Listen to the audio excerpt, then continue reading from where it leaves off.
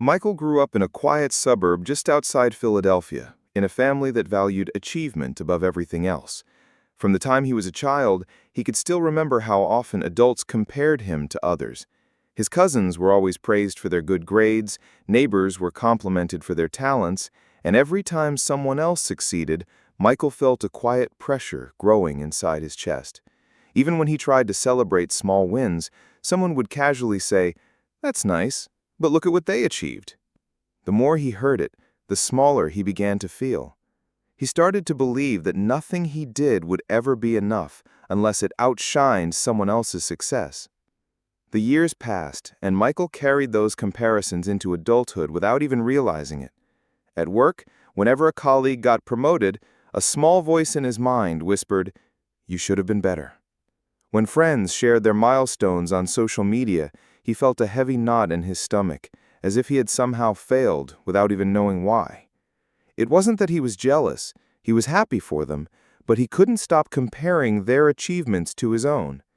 Every scroll, every conversation, every family gathering became an unspoken competition.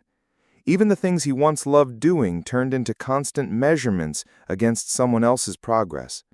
The turning point came on a Sunday afternoon when Michael visited an art fair downtown. He wandered among the booths and stopped in front of a small painting of wildflowers.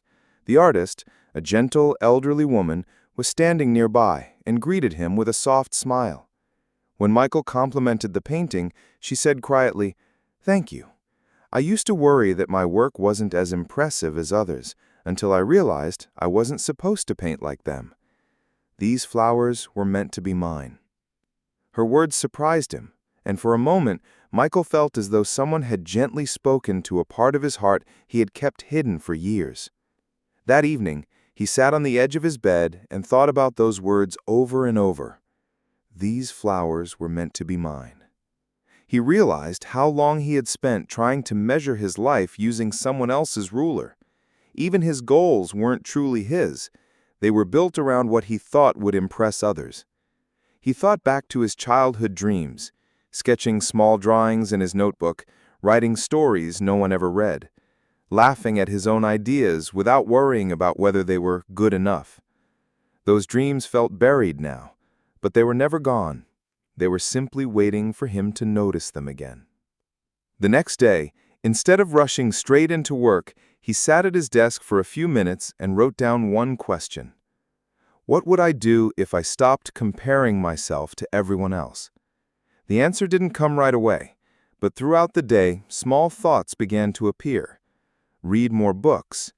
Take evening walks without checking social media. Start drawing again just for fun. They sounded simple, almost childish, but they made his heart feel strangely lighter. For the first time in a long while, he wondered what it would feel like to live a life that belonged only to himself. Little by little, Michael began making small changes. He unfollowed a few accounts that made him feel anxious. He spent time alone in the park with a sketchbook, letting his hand move across the paper without worrying about how the drawing compared to anyone else's. He started appreciating his progress, even if no one else noticed it. The comparisons didn't disappear completely. Sometimes they returned quietly, like old habits.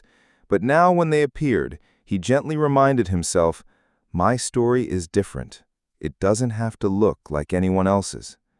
Months passed, and one evening Michael realized something had shifted. He wasn't chasing after other people's approval anymore.